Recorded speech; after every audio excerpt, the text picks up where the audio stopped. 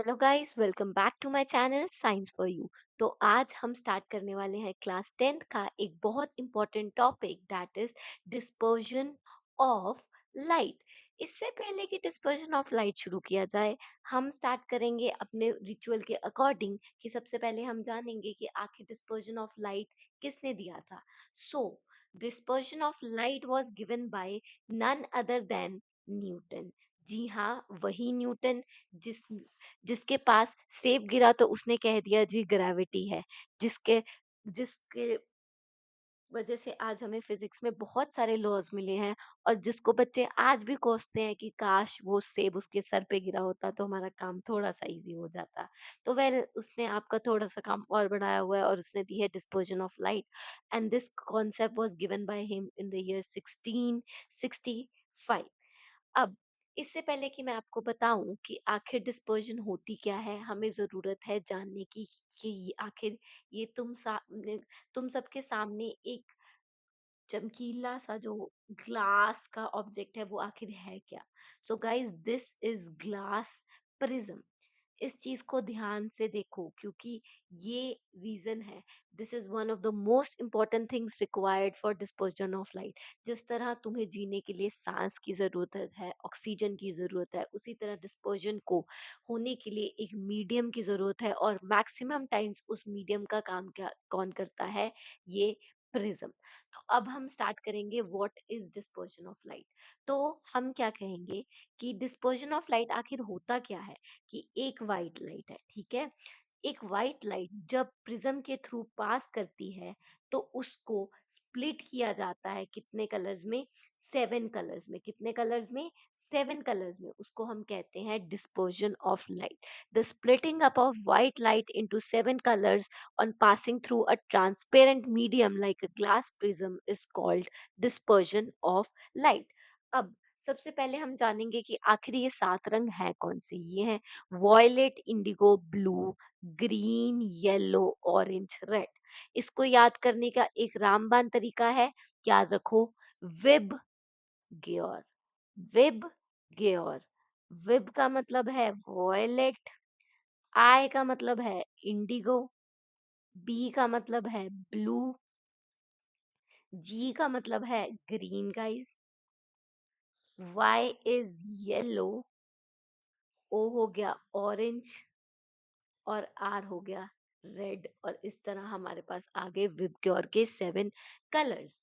अब हम आगे जानेंगे कि ठीक है, सब कह रहे हैं कि ठीक है भाई, dispersion is basically splitting up of light, but इसके पीछे कौन सा प्रिंसिपल अप्लाइड है। कि आखिर कौन सा प्रिंसिपल है जिसके बेसिस पे dispersion of light take place करता है, तो वो है हमारा रिफ्रैक्शन ऑफ लाइट। आप सबने रिफ्रैक्शन ऑफ लाइट पर रखा होगा।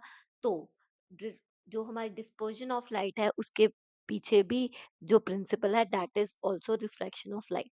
तो अब होता क्या है, हमारी जो वाइट लाइट है वो हमेशा कॉम्बिनेशन होती है कितने, 7 कलर्स। हमारी जो वाइट लाइट है वो 7 कलर्स के कॉम्बिनेशन से बनती है।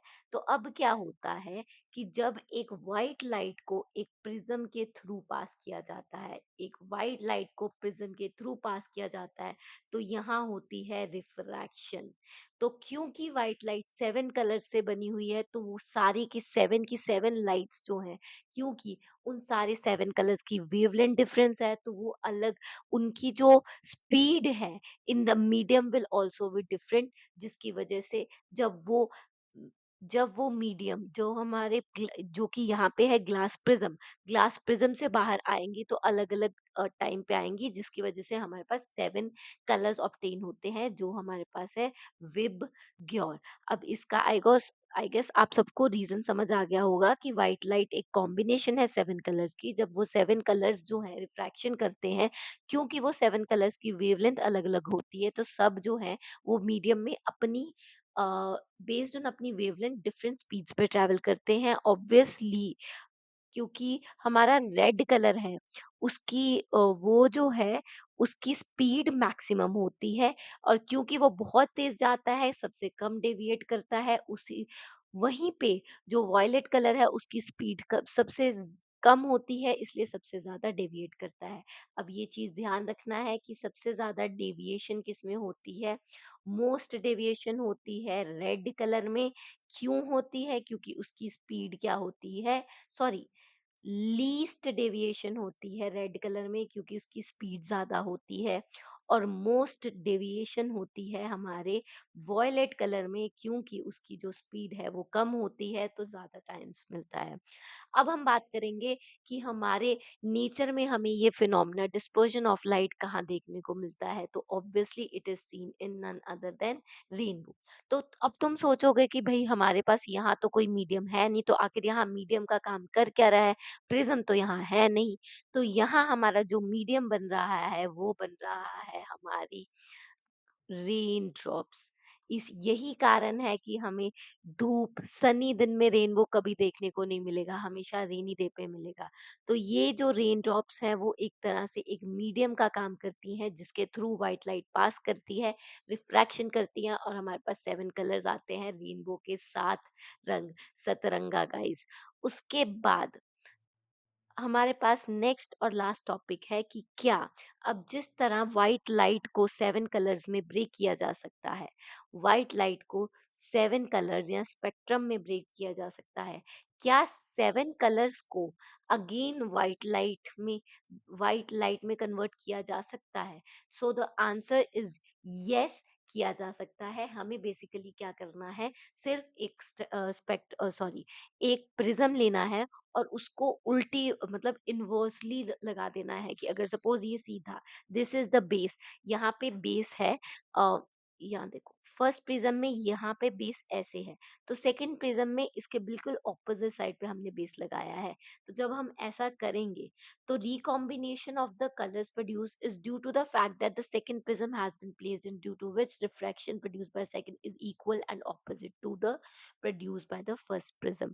तो अब यहाँ क्या होता है कि बेसिकली क्योंकि मैंने पहला प्रिज्म और सेकंड प्रिज्म ऑपोजिट डायरेक्शन में रखा है, तो जितनी रिफ्रैक्शन यहाँ हो रही है उतनी ही रिफ्रैक्शन इस प्रिज्म में हो रही है, लेकिन ऑपोजिट। तो जिसकी वजह से क्या होता है कि जो 7 कलर्स हैं वो मिलके हमें दोबारा व्हाइट लाइट दे जाते हैं, and that is how the 7 colours recombine to form the white light. और इसी के साथ हमारा टॉपिक होता है खत्म। I hope you like the, तुम्हें ये टॉपिक समझ आ गया है। और ध्यान रखना सीबीएसई के लिए बहुत इंपॉर्टेंट टॉपिक है, रीजनिंग में वो क्वेश्चन पूछ लेते हैं कि आखिर कैसे एक व्हाइट लाइट जो है वो 7 कलर्स पे ब्रेक करती है, उसका प्रिंसिपल क्या है, what is dispersion of light, rainbow में कौन सा प्रिंसिपल अप्लाई होता है।